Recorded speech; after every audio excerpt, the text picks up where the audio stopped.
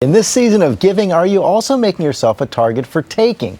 A frazzled shopper is a vulnerable one, so we sent our safety and security consultant, Bill Stanton, to the mall to demonstrate how we sometimes make it far too easy for muggers and pickpockets.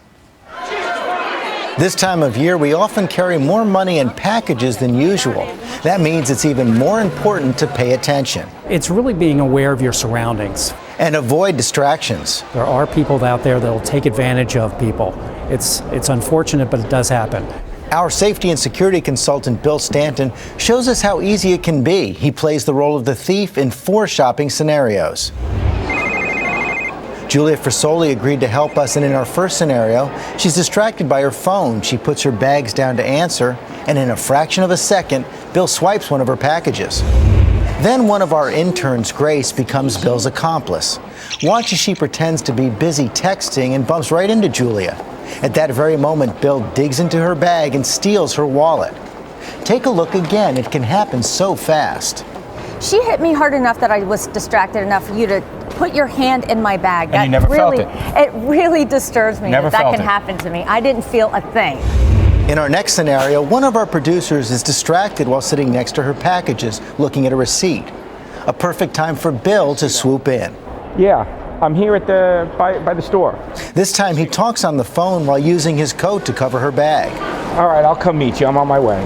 And take off with it.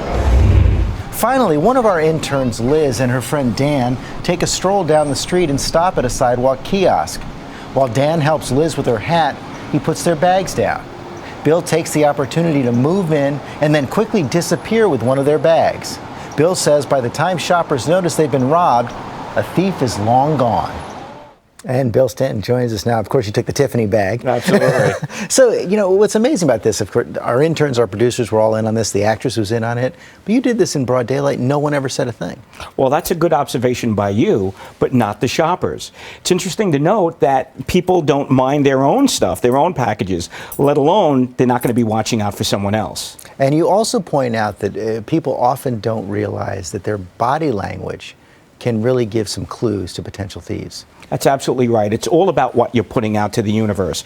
Are you putting out a lamb, I'm a lamb ready to be slaughtered? Or are you putting out, I'm Rocky, I'm ready to fight back, I'm not going to be taken by anybody or anything? And so you really have to be, show people that you're really aware of your surroundings, you know what's going on. Forget about the BlackBerry for a couple of minutes. Yeah, I mean, if you look down the city streets, I mean, and I'm guilty of it myself. Me too. You know, you're on the cell phone, you have your iPod on, you're aware of everything else but what you should be, and that's your person and property. I love this saying you have, I'd rather be rude than robbed. That's right. That's right. I'd rather be rude than robbed. I'd rather be rude than wrong. Meaning, if you're online and you're getting something, what do we all do? We want to be polite so the next person can get up online.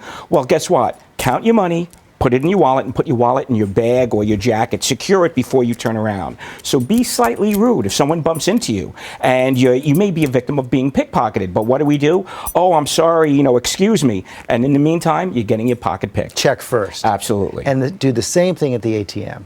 ATM, do not turn around like you're in Vegas counting your money. Count it out, put it in your pocket, then turn around. So if you got a lot to do at the mall, a lot of people go to one store, put their packages in the car, then go back. You're saying don't be predictable when you do that. Right. If a lot of people want to make that pit stop to the car, and what do? They put it in the back seat.